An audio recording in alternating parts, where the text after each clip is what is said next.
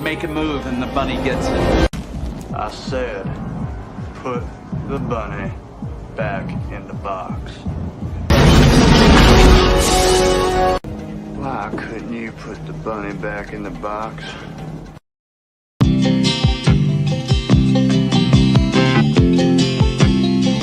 Just a good old boy, never meaning no harm. Beats all you never saw, been in trouble with the law since the day they was born. Straightening the curves, flattening the hills. Someday the mountain might get 'em, but the law never will. Making their way the only way they know how. That's just a little bit more than the law will allow. Just a good old boy, they wouldn't change if they could. Fighting the system like a true modern day Robin Hood.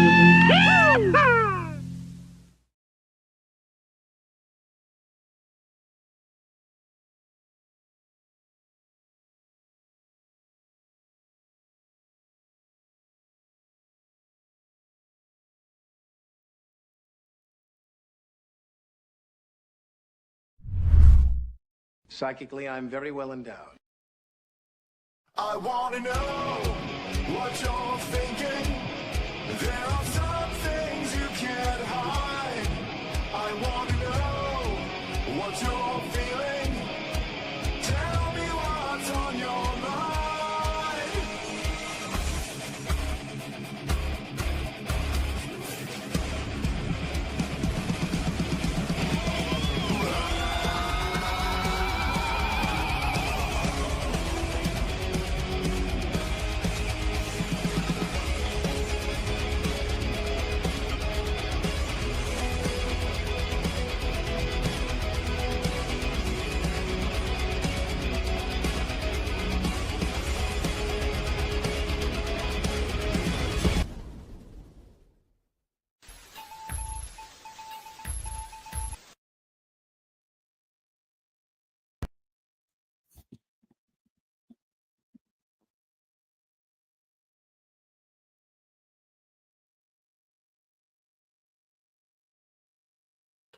Hey there, everybody! Welcome to the Rabbit Hole on a special Friday night. I had to go get my car last night, so the bill was pretty dramatic. I'll just say that much, and just didn't feel like streaming after that. Anyway, but here we are on a Friday night. I know there's a lot of shows going on right now, so I probably won't have the biggest crowd. Let me see. I think Wookiee's being a nut over here. First, up your nose with a rubber hose, bunny. Follow with that, and generally got a nose job the hard way. Yeah. Pretty much destroyed just about every charger that year. And so it's rare to find one these days because of that. Anyway, I think Ben Johnson played Cooter. I think he's got one. I think John Schneider. Sorry, Snyder. Hold on a second. Let me do that right quick. Anyway. So I'm gonna play some clips tonight. So maybe YouTube will let me, maybe they won't. I just had to play that one at the beginning. Dukes of Hazzard, for anybody that doesn't know, when you go back and watch it. I'm kind of like wary of playing it more than once, but I thought if I played it at the beginning of the show, that there'd be a better chance to hold on to the crowd when they, if they came in and it took my stream down for 5 minutes or whatever. But it looks like it stayed up. Fingers crossed. All right. Okay. So This is a little bit of a continuation of the last show I did last Thursday night, talking about the Christian worldview. Dukes of Hazzard was a great show. It really wasn't after the first season. The writing really went downhill, and it was just pretty much like Daisy's butt and General Lee jumping. They had to have that like 2 or 3 times a show, and that's pretty much the formula. After that first season was really well written. Actually had some narrative complexity in it. Some genuinely good villains in it. After that, it became kind of like Keystone Cops, but it was a formula. It was comfortable. Everybody enjoyed it. But more importantly, it's kind of Hazard was kind of like a small town, and that was back in the 80s. That formula worked for a while. Yeah, it did. Catherine Bach's short shorts, kept them above water for quite a little bit there, and everybody loved General Lee. Everybody. Don't let anybody lie to you about, that flag was on it, so people had a problem. Nobody had a problem with the General Lee. Okay? Nobody had a problem with it. If they say they did, they're lying. Trust me, I had plenty of friends who were black. Oh no, he's saying he had black friends. Yeah, I had black friends, and you know what? They liked Dukes of Hazzard too. Nobody had a problem with it. See, everybody wasn't, a butthurt activist back then. People like shows that didn't have their like strata of society in it. We watch stuff just for the fun of it. We watch stuff for the writing. We watch stuff. Well, now something happened. That's right. Nobody had an issue with the rebel flag. No, nobody had an issue with it. Nobody had an issue with it. Now they'll say like, well, they just didn't tell you. No, they just didn't have an issue with it. I mean, they just didn't. And they still don't. A lot of them still don't. Don't. It's just gaslighting. It's a bunch of gaslighting going on. But basically, back in the early 70s, something happened. And let me play this right quick, just to rmind you. So this was one of the okay, so this is one of the shows back then that everybody was watching. Okay. If you didn't watch it, well, but this is one of the big shows at that time. Come and listen to my story about a man named Jed. A poor mountaineer barely kept his family fed. And then one day he was shooting at some food, and up through the ground come a bubbling crude oil, that is, black gold, Texas tea. Well, the first thing you know, old Jed's a millionaire. The kinfolk said, Jed, move away from there. Said, California is the place you ought to be. So they loaded up the truck and they moved to Beverly Hills, that is, swimming pools, movie stars. The Beverly Hillbillies.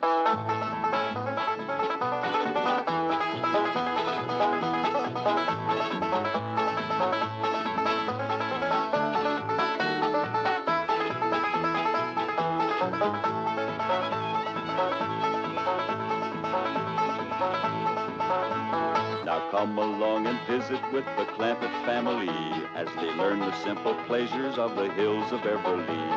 That includes the products of your sponsor of the week, the cereals of Kellogg's, Kellogg's of Battle Creek. K-E-double-L-O double good Kellogg's, best to you.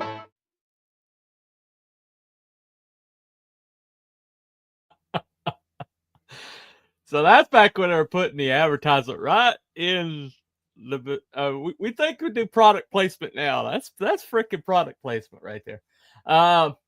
that particular theme was actually charted for guys named Flat and Scruggs. Interestingly enough, Grunt Craig's hometown is where Earl Scruggs came from. So it's a pretty interesting little connection there. But there was all picking and grinning and everything. But interesting about that show was it kind of reversed the City Slicker. It was like reverse Green Acres. Okay. And I don't know which idea came first. I think Green Acres was actually a television or a radio show before it became before it became a television show. So I don't know. Hillbillies, Beverly Hillbillies, are like these country people that got moved into the city, and it was actually making fun of urbanites. Urbanites with their hang-ups, with their arrogance, with their lack of common sense. And you got Jed Clampett, who's like the epitome of common sense. Kind of like, why are you doing that? That's kind of stupid, And so, so that was happening back at it was the top 10 show. Hee Haw, right? Right. Yeah, Hee Haw. Which also was a victim. Hey, what's up, not Brian? But it was also a victim of something called the Rural Purge. Okay. Including the sequel to this show right here. And see if you can not whistle along. I dare you to try not to whistle along. Here you go.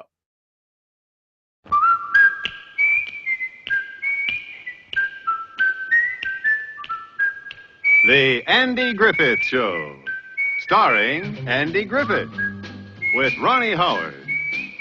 Also starring Don Knotts.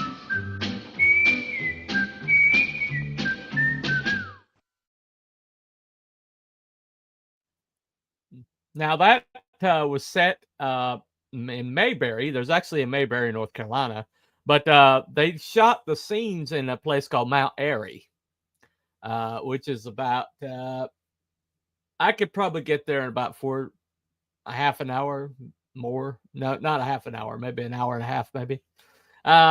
Just depending on. But I've gone through there before. Anyway.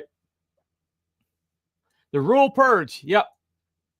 Now, the reason I played that was for this interview right here. So nowadays, there's a lot of interest in identifying a person's roots. We've just got thrown into a big hopper, and we're all homogenized, and everything is all the same. And it looks to me like that kind of thing would be valuable and important again today. To help people see that there are some diversities in our society, that there's regional differences. I think I know what you mean, or part of what you mean. At least I'll take what I would like you to mean. The powers that be at CBS, 2 years ago, decided that there should be no more rural shows on television, for instance. And if you're saying that there are differences in us and that we all don't come from a city and that we all don't come from the same ethnic background, yes, I agree. And I think we do need rural humor. I think it's always been around, and I think it always will be around. My kids watch Petticoat Junction, for example, on the rerun. They watch your program on our station on the rerun, and they identify with that. They like that. They enjoy that. And I wonder what was in the mind of those people at CBS in deciding that they wanted to divorce themselves and make everybody sound like he's from Indianapolis. Well, one of the things they believe, and whether this is true, I can't be sure. Part of it's true, I guess. They believe that small-town USA is dying and disappearing from our country.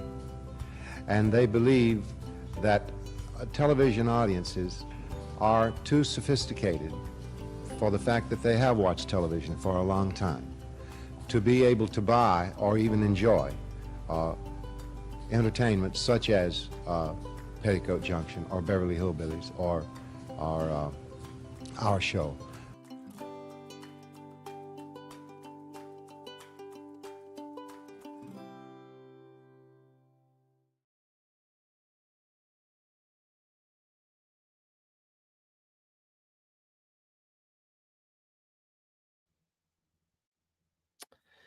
Well, the show he was talking about was Mayberry RFD, which he was a producer on, which was a kind of like a spirit. It was a sequel to the Andy Griffith Show. Had Ken Berry playing the Andy Griffiths, kind of like a, you know, widowed father raising a son. So it's kind of using the same formula. It's just Andy Griffith wasn't on it, or Don Knotts wasn't on it anymore. But it was the same group, the same like cast. But they sometime around 71 or so, they put in a show called Mary Tyler Moore, and Mary Tyler Moore was an urban comedy. It was set in the city, and it just went like gangbusters. I'll be on in a few minutes. Okay, man. But it went like gangbusters, and so suddenly the next year they started canceling anything that had like rural themes to it. Now, basically they just like, oh, well, rural, because the people who watch these shows are elderly or older. They're from the greatest generation, you know, and the silent generation. And so these are people that they don't buy the products that we want to sell. They're like the 25 through 35 demographic.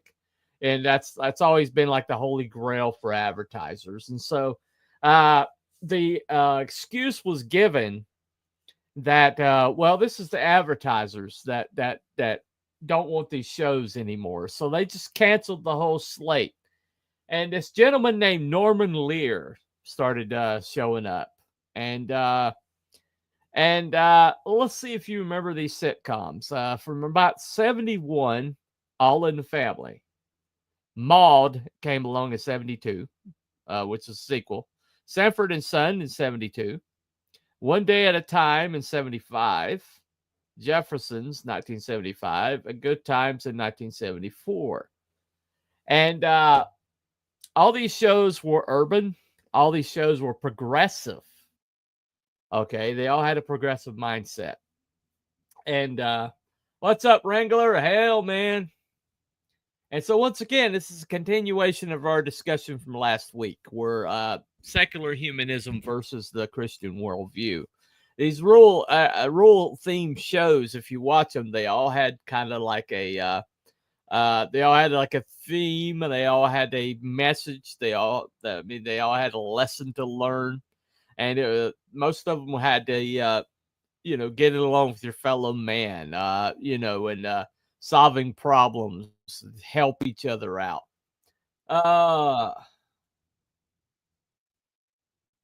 What is that boo? I'm not sure what that is. I'm sorry. No idea. But all right. Come on the show. Hello. Hello. I'm not gonna play your thing. I'm not gonna play your thing tonight. Don't worry about it. Anyway. Do you remember any of these shows? I mean, are you old enough to remember any of these shows? You know, with your gray beard. I'm old enough to remember. Let's see. Well, I grew up watching all the reruns, so I was born. You know, I'm a Gen Xer, so I was born 69. Yeah. So yeah, I watched Rawhide. I watched Bonanza, Big Valley. Yeah. The Rifleman. All rural shows. Lone Ranger, the Cisco Kid. Yeah. All in the early, you know. Well, you 70s. Mentioned earlier. You mentioned Hee Haw. Let me tell you. Hee Haw. My parents watched Hee Haw. I had to suffer through freaking Hee Haw every time it was on because my parents were like groupies. But you watch those shows now; they're all gold. You watch them now; they're all gold. I mean, some of the music, no question. Some of the collection. I mean, oh my God. Yes, it was a great show. Really was. I mean, you got Picking and Grinning on there. That's like next level. I mean, Chad Atkins is picking and grinning with, you know. Oh shit! All these people. I remember when. Grandpa Jones and String Bean. Holy shit! Oh yeah. Roy Clark going at it with anybody. I mean, all comers. I mean, Roy Clark is incredible. Big fan of Dukes of Hazzard. Yeah, we played the theme earlier. I'm going to risk it. I'm going to risk it and play it in a little bit. I'll risk it again. But I mean, I but they- remember growing up watching Gunsmoke, and it was still on freaking Yep. TV until I think 75. yeah, it was on. It ran for 20 7 freaking years. 20 years. Yeah, over Yeah. 20 years. Yeah. From 1955 to 1975. I remember It's watching that. it's recently passed by The Simpsons, but Yeah. at one time it had the record for most of the episodes. Yep. Over 600 episodes. Yep. And then you were talking about the Andy Griffith Show, and then the spinoff, which was the Mayberry RFD. Yeah. RFD. And and I watched of course, growing up, I watched the reruns of Andy Griffith and then the RFD. So well, see, they tried to like move Dukes of Hazzard to the city. You know what? You remember that, don't you? Enos. Yeah, they tried. The Enos show. Stupid. Yeah, they tried to move Enos into like the city. Yeah, and the Enos had its own cloud. TV show spin-off, and Enos, and he was didn't on last the a LAPD. season. It just didn't last a Yeah. season, though. It just didn't work. I was interested in it because I thought the character was funny. Yeah. I think it could have worked if they'd have done it differently, but Well, they it is tried what it to. is. I mean, Sonny Schroyer is he just plays a goofball. So Yeah. you can't transplant that. You just can't. Right. But Well, there's also had another show Sheriff you could Lobo consider- show was on, and that Oh they yeah, could- BJ and the Bear, and then they had BJ and the the Bear, spin-off Sheriff was Lobo, yeah. Sheriff Lobo. all set in rural areas. They Well, weren't yeah, set like Atlanta. in They were all cities, no. they were all in Yeah. Atlanta, Georgia, and stuff like that. So Well, Yeah. interesting thing is, I remember Hee Haw coming on and thinking it was new episodes, but Hee Haw was killed in the Rural Purge back in early- '75. yeah. But the show had so much legs that They it kept- lasted in reruns Yeah. all the way into the with really great ratings all In the the way 80s, into the yeah. 80s. Yeah. And and so they killed this show because, quote unquote, no, it didn't have legs, it didn't have the right demographic. But then the reruns were higher, or were a bigger draw on some Friday nights than a lot of their new shows. Here's exactly. And They imagine they that. ran the reruns on prime time. Yeah, and imagine that. Who's the demographic for that? I don't know. 80% of the United States. Exactly. Like Exactly. holy hell. But And, and there's a couple of shows, I don't know if you're aware, Mhm. there's a couple of shows that could be considered rural because they were far from the city, if you will. Yeah. One of Right. those was Gentle Ben with Mhm. Ron Howard's brother Clint as the main kid, Brother. and the TV show Flipper. Yep.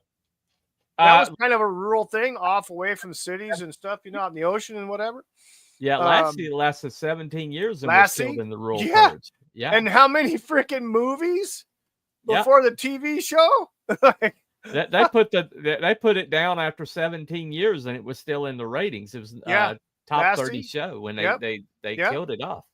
Yeah, everybody They loved that just dog. killed anything that had didn't have a city in it. I mean, they just wiped it. Or they had some sort of a Southern style accent. Well, they had an actual.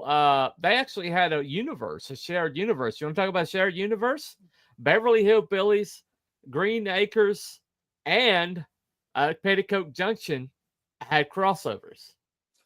I know that Green Acres and Petticoat Junction did. I didn't They were realize that set in Beverly the Hillbillies. same area. They were set in the same area. But Yeah, yeah, Green Beverly Acres and Hillbillies. Petticoat. Yeah. Yeah, the Beverly Hillbillies crossed over. Really? Onto, Oh, okay. Wow. There's an episode of I didn't Petticoat Junction. realize that. Yeah, Granny was really into Mr. Drucker. There you go. I like Mr. Drucker though. Yeah, he's one of my There favorite you characters. go. Yep. But Sam Cady, he died like just 5 years ago. Wow. He was in his 80s when he passed away. So talk about somebody lasting a while. Golly. Gentle Ben, there's a blast from the past. Yeah. Used to watch that BBC in the 80s. Yeah. But there's like a resurrection of kind of rural comedies and television shows. You remember Grizzly Adams? Oh, do I? I met the man. Yeah. I knew his parents. Yeah, and Denver knew his Pyle parents. went from there to the Dukes. yeah, Yep. on to the Dukes of Hazzard. Yeah. Yep. And he first showed up on people's radar in the Andy Griffith Show. Nice.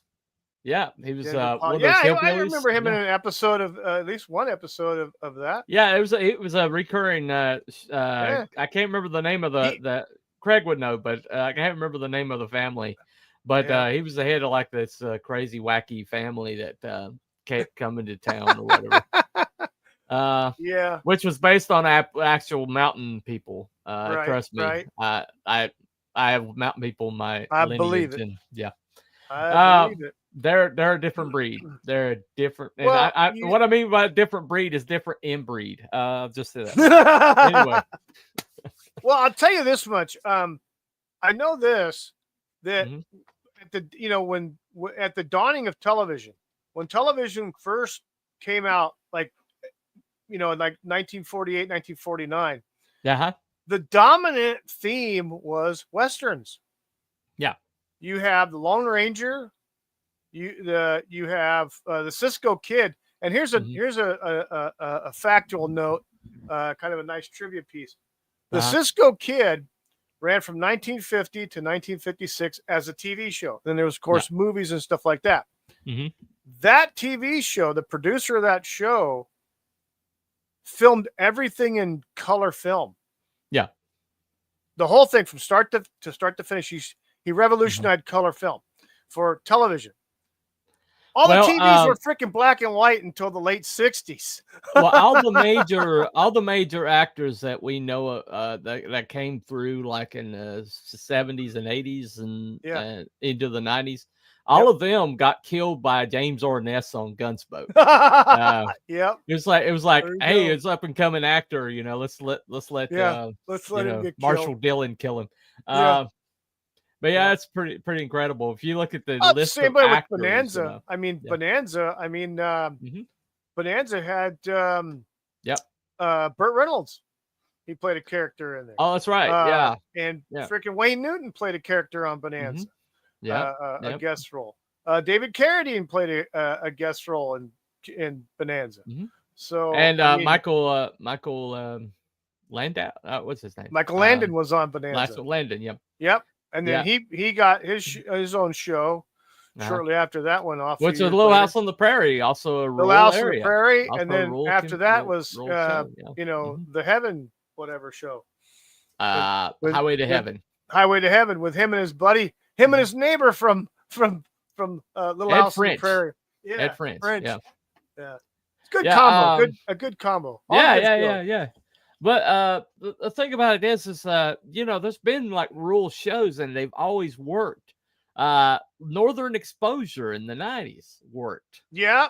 You couldn't get more rural than that show. I mean, they were in the middle of nowhere. Of course, they had progressive themes, and so some people like that. But it was set way the hell out in Alaska, right? And it had an urbanite. It was an urbanite like shoved out into rural ass crack Alaska, and he was a fish out of water thing. But I mean, you had the rural stuff that pretty much dominated the dawn of television. That and variety shows.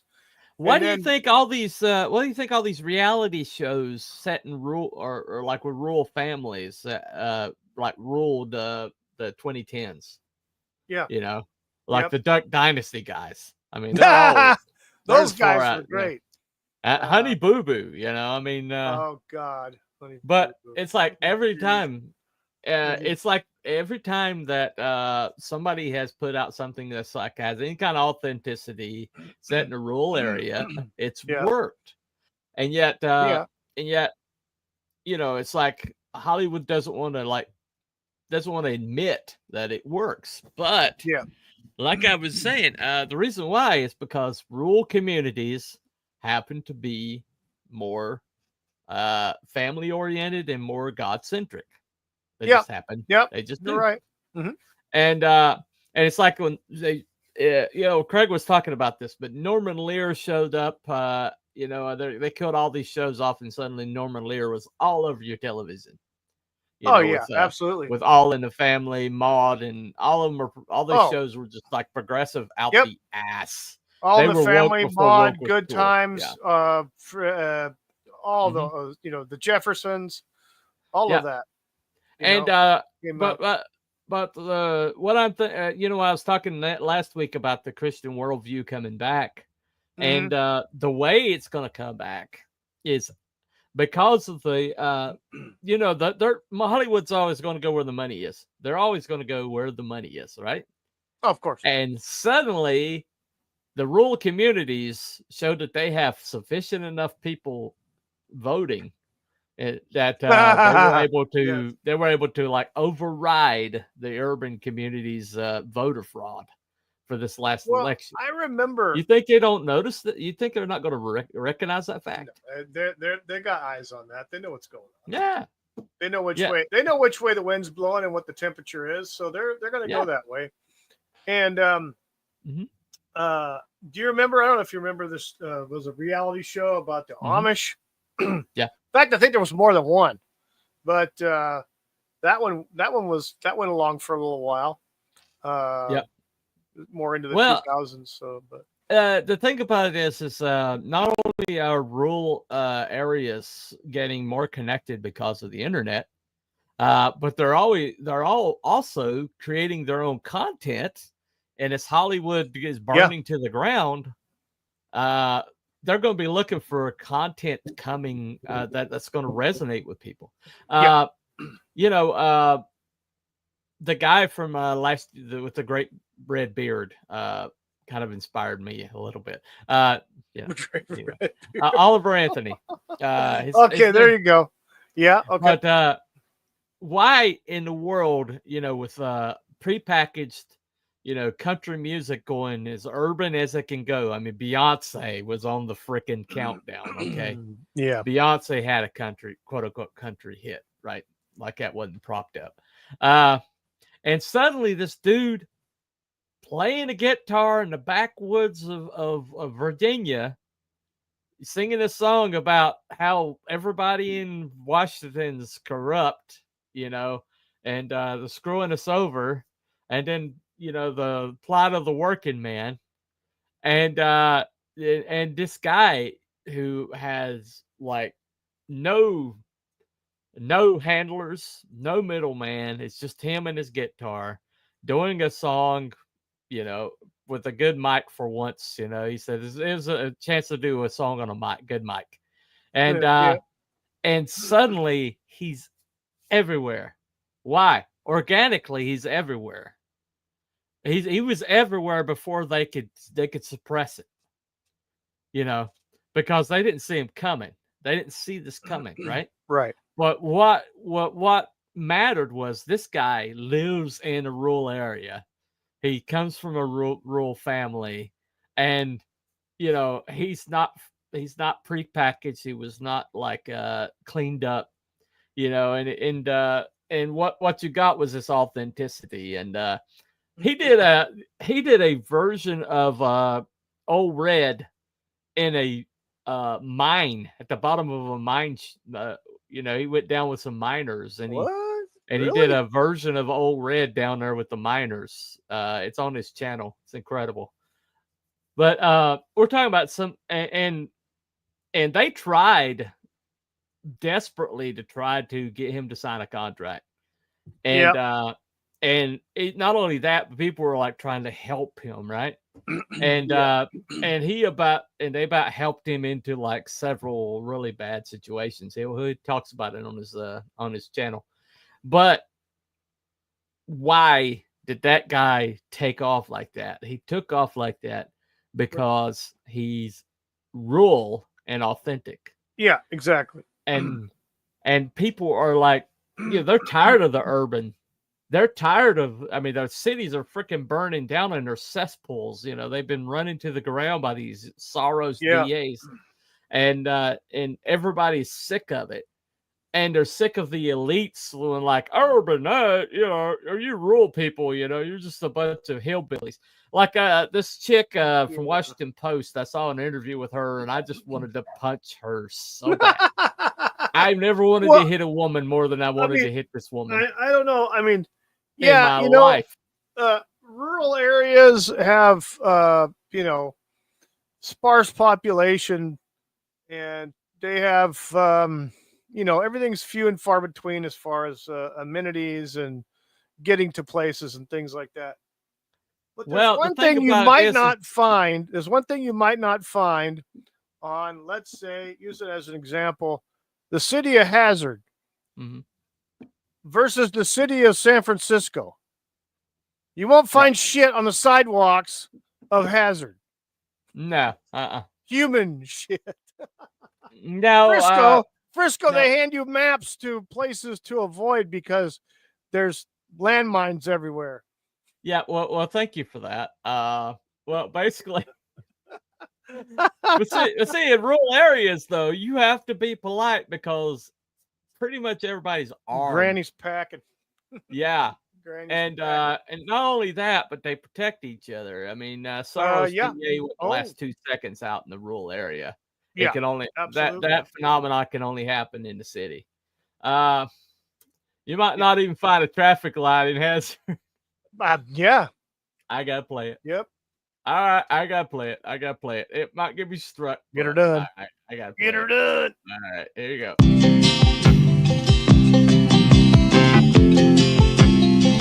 Just a good old boy, never meaning no harm. Beats all you never saw, been in trouble with the law since the day they was born. Straightening the curves, flattening the hills. Someday the mountain might get them, but the law never will. Making their way the only way they know how. That's just a little bit more than the law will allow. Just a good old boy, wouldn't change if they could. Fighting the system like a true modern day Robin Hood.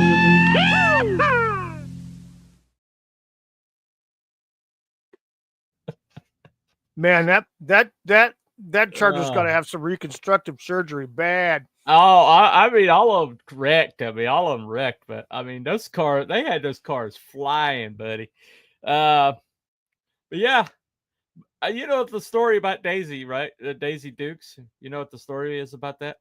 No, tell me. Well, Catherine Bach, she was there for the audition, and well, she saw all these other girls, and all these other girls had like bigger resumes and they had acting degrees, and she didn't have that. So and so she asked, can I borrow those scissors? And she went in the bathroom and she cut these shorts, jean shorts she had down, about as far as she could cut them, and then put them on, and then she goes out there and she got the part. That's the win.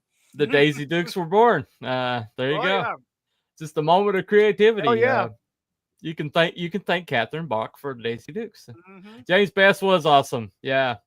I had a chance to see James Best do a local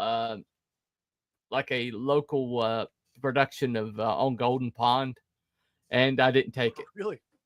Yeah, that's one of my great regrets. Me and Craig were like, "Oh man, we need to go see this," and we didn't, thinking that there'd be another chance because he lived in Hickory, about 20 minutes from me, and he passed away just that fall. So, that sucks. Yeah, that sucks. He was a great guy. I saw him. I watched an episode. I think it was either the Twilight Zone or Outer Limits. Yeah, he was in Twilight Zone. Yeah, he was Twilight Zone. He was in Andy Griffith. I mean, he was a looker back in the day, man. He had the Elvis thing going on. Great underrated actor. But but the think about it is there's still, every time they have a Hazard get together, they still sell that thing out.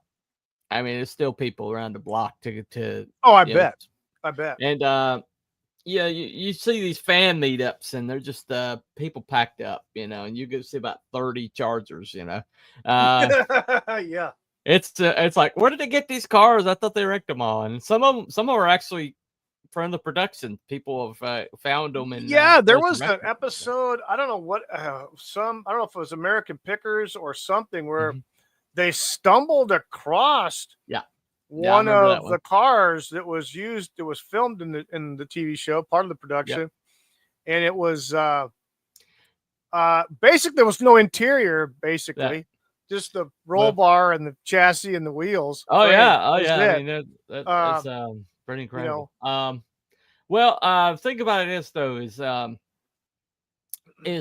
that I think there's a hunger out there right now for this kind of content, and whoever is the first to give it to them is going to just take off.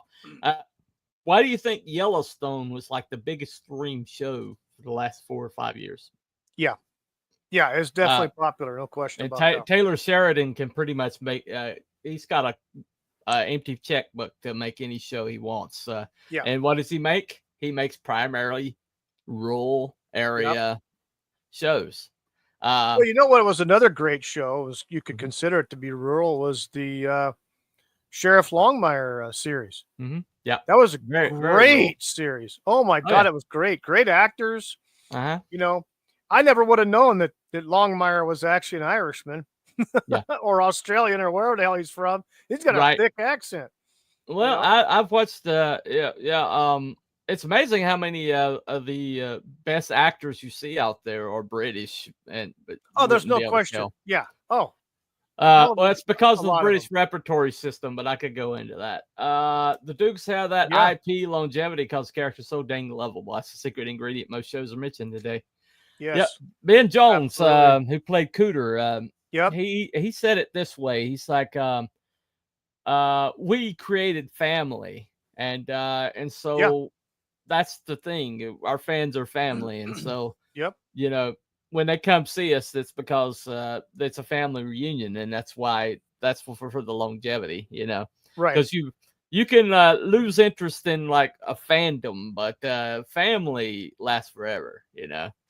and it's amazing how many of these actors still have that support today. John Snyder Right. lost his wife a couple years ago, I think. Yeah, I heard And about that. and he had Sucks. just a great outpouring of people Yeah. supporting him, and Yep. just that's the thing though. Rural communities, rural people, they have a sense of community that you can't find in the urban. You just don't find it in urban.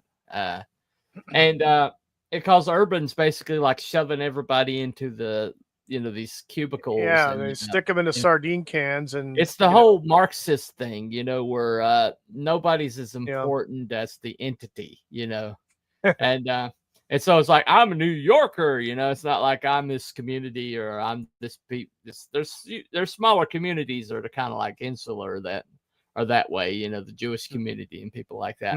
But for the most part, it's like you have to homogenize yourself and make the city your like personality, or the city your Right. whole entire identity. And Right. but rural areas, it's very different. And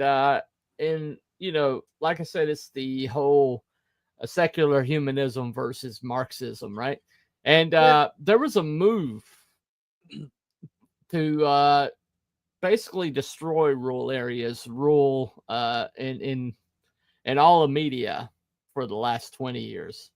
And I can tell you that the President Barack Obama didn't fucking help anybody out in the rural areas. Matter of fact, he made things more difficult for farmers, and things well, like not that. like Joe Biden. Not like Joe Biden. Here's what Barack Obama did. Barack Obama sicked the transportation department on family farms because, Biden did young way kids in worse. the family didn't learn how to drive a car in a car. They learned how to drive on a tractor. Yeah. And so anytime they went on the road, they had to go on a dirt road or a asphalt road to get to the next field. Well, first of all, they're not old enough to have a license, and they don't have a license. So Obama sicked the old transportation department out there on these people, and now that destroyed the family farms. You know, think that Well, I mean, that they guy sold, for that. pretty much sold a whole bunch of them to China in the last 4 years. Yeah, So, exactly.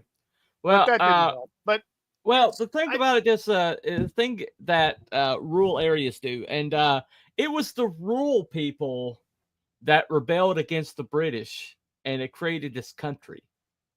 yeah, It was the rural people that chafed Oh, yeah. under the control of the British that Yep. said we need our own country, and it was the rural people that, I mean, they're all farm owners basically. Yeah. That our founding fathers. Look up where they came from. They're Yep. basically landowners, Mhm. which means that they weren't in the cities; they were out in the Mhm. country. They owned tobacco farms. They had cotton. They had grains. I mean, They holy were crap, more dude. than just slave owners. Oh my No, God. It's you know, that's that narrative yeah. is so stupid. Anyway, but at the Here's same one. time, that if you want to control a people, the first thing that they do is they drive them into the cities, and that's what they're trying to do right now. Is they're trying to drive everybody out of the rural Right. areas into the city. They're trying to make cities so sexy, and exciting, and young Yeah, people no. have bought this bullshit for generations. And you know what the young people are doing right now? They're fleeing the cities and Yeah, going back out to the because it's communities. nuts. Here's another thing that we talk about these rural shows, whether they were westerns or they were Andy Griffith. Let's just use Andy Griffith's show as an example here. Mhm. One thing in the show was that Opie would go out in whatever adventure is of the episode. He'd find something or get in trouble Yeah. and do something wrong. Well, it was kind of a moral. There was a moral to the story. You Yeah. know, honesty, forgiveness, Right. doing the right thing. You know, There was respect. always a for moral. people. There was always like Yeah. there was always like Respect for some people, sort of respect for underpinning of things morality like that. to it. Yeah. Yeah, and that was a theme that you could see in a lot of these programs. It didn't matter if it was Andy Griffith. It could be Dukes of Hazzard. They had a moral compass in there as well. Well, I Um, remember the cop shows when I started watching cop shows. Oh, And yeah. and then the bad guy would like win or something, and the Yeah. cops were like, well, that's just the way it is. I Yeah. remember when that first time that happened, I was like, wait a second, the good guy is supposed to always kill the bad guy, right?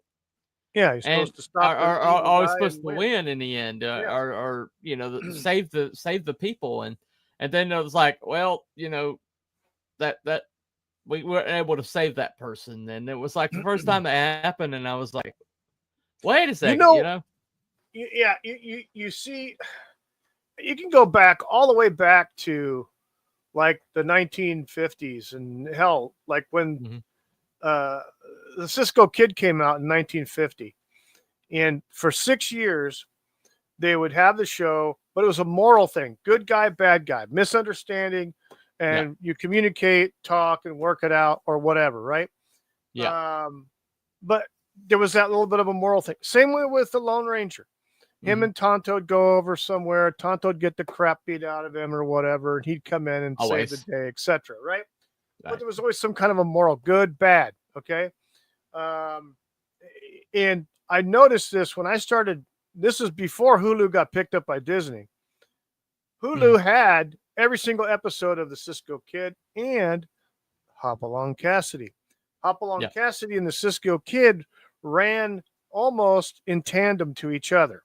Matter of fact, those two shows were filmed on the same The lots. first thing on the same Disney did properties. when they took over Hulu was get They rid of all took the all old shows. stuff. They got rid of all that. But here's All the the thing. old shows. The thing with Hopalong Cassidy, at the end of every show, Mhm. William Boyd, who's Hopalong Cassidy, he played Hopalong Cassidy in all the movies in the 1940s and 30s. So he Yeah. brought the character to the TV. He would always, at the end of the show, you would see him and he would be talking to the camera and explaining whatever the topic would be. Okay. Hey, help out your mom, whatever, blah, blah, blah, pick up your room, clean your room, do the dishes. Little things like that. At the end of every one of his shows, he would kind of do that, and I thought that was, G.I. Joe, G.I. Joe had absolutely right. The more modern version of that was and knowing is half the battle. Yeah, exactly. Right. But that's the thing. And you would have these moral things, even, and it's not really a rural show, but even with the Tarzan TV show with Ron Ely, same thing, same kind of thing. Bad guy, good guy, people get, something bad done to them. Tarzan comes in, saves the day. Okay. And then after a certain can't point, be bad and stuff like that, Well, after a certain point, I really saw this coming when I was a kid in the 70s, and it got to where like just about every especially any show set in the urban areas, it was always like focusing on just how bad things were, just how crime ridden they were and things like that. You never got that. It's like they just wanted to, that it was just so bleak, Well, I know that the setting is bleak, but I have to say this. I used to watch Good Times all the time. I was a big Jimmy Walker fan. Dynamite, okay? Yeah, all that stuff. But at the end of the show, there was always some kind of drama. Something happened between the characters or their ancillary friends and stuff like that. And the bottom line is, the world's racist. Well, not all the time. Not all the time, but the point of the show. Okay, give me a percentage. Give me a percentage, because every episode I watched is pretty much like, oh yeah, the world's racist, and we're being held down here. So give me a percentage of that message not being in Good Times. So what was the percentage of a positive ending for a Good Times show? Well, I would probably say it was probably 50-50 in my opinion. I haven't watched every single freaking episode, but the episodes I do remember, so evidently you just watched the ones where everything turned out well, because I watched it's all a whole hunky bunch dory of them. peachy keen living in a freaking rent control building and wherever the hell it was, big city USA. By the way, that was a spinoff of, it was a Norman Lear spinoff of Maude. Oh yeah, I know, because Florida Florence was their house. Yeah, exactly. Yeah. Yep, absolutely. God, what a man. And Maude wasn't freaking Edith's cousin or sister or some shit. Yeah. So they got like All in the Family was first, and then Maude, and then Good Times, and then Jeffersons. Mm-hmm. Isn't it amazing that we found out that Rob Reiner was actually he was Meathead? Yeah. Now that he's been on social media, it's like, holy shit, you were actually Meathead. Oh my God, you weren't acting at all, were you? He was not acting. No, he's that much of a meathead. But anyway, so basically, the premise of the show is that I do think that Rule's coming back in a very big way. I do think that you people out there that are trying to create content or trying to create things for the masses, you would behoove you to maybe start making stuff away from city centers, away from like New York, or what, set things out in the sticks, and maybe have a more rural area bent to it. Because I think that's where we're going again. Things runs in cycles. It always runs in cycles, and I think people get tired. It seems to vacillate between urban, rural, and we've been in this urban thing for a long time. Yes, okay? Yeah, we have. Yep, and they just completely, totally decided. Oh well, the advertisers want us to. I don't know who came up with that, but they were like, the advertisers don't really want. Yeah, they want this middle demographic. They don't think the old people spend money. And it's like the old people are the only ones with money. Yeah. They're the only ones with That's true. freaking money. So why in the world would advertisers ever say, "Oh, well, we don't like, we don't like that it's not that it's skewing older because that old they're dying off, Right. and we want this middle group here, this younger generation," and it's like I guess they thought the baby boomers were way more progressive than the older generation, and that that's who they wanted was the. Of course, they didn't know that the older generation is going to live a lot longer, and so they also had the only ones that have money to spend because of the the policies that have been implemented in the last 30 years, 40 years, maybe 50 years, and so they could have milked that rural thing for at least into the early 80s. Easy. Oh, no question. No question. Yeah, it But, could have lasted well into the 1980s. And you look at the ratings, you look at the ratings and how things cratered in the middle of the 70s, ratings wise. And they were like scratching their heads, like, what happened? Oh my God. Well, you had the influx. You had the influx of cop shows. I mean, in the 70s, you had the Mod Squad, you had Policewoman, you had Adam 12 was actually started in the 60s.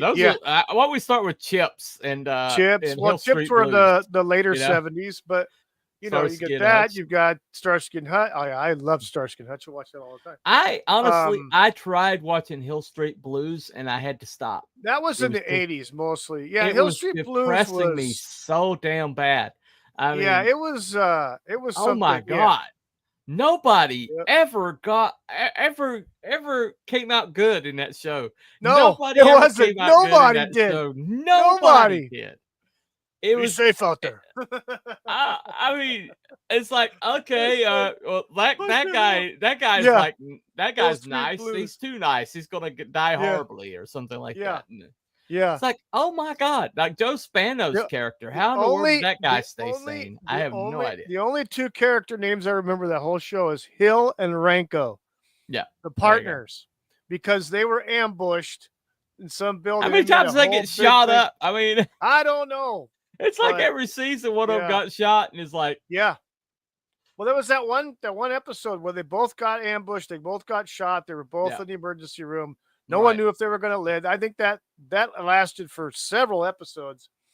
So, and I'm sorry, but that police captain was the biggest asshole.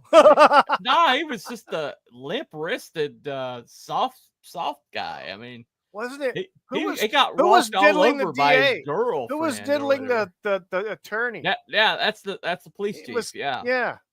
And she walked all over him all the freaking time. Oh my God. All the freaking time. And it's like when I was watching Spencer for Hire. I used to love that show.